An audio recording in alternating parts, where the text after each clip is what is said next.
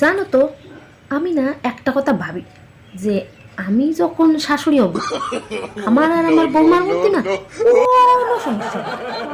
তার কারণটা জানেন কি? তার কারণটা হলো, আমিও সারাদিন ফোন টেপবো, আমার বৌমাও সারাদিন ফোন টেপবে। আমাদের আর কাজেরও দরকার হবে না, আর আমাদের রান্না বাড়ারও দরকার হবে না।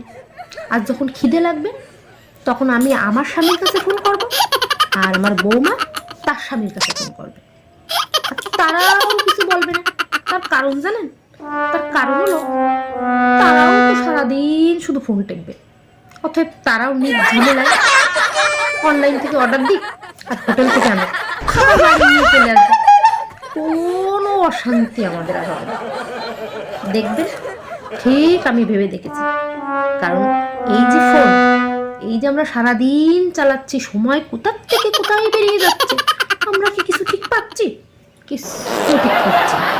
শুধু ফোন আর ফোন।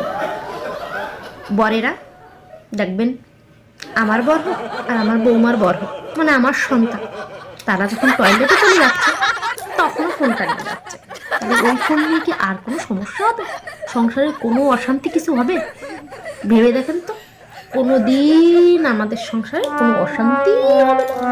আমার বৌমা আর আমি মিলেমিশে থাকতে পারি।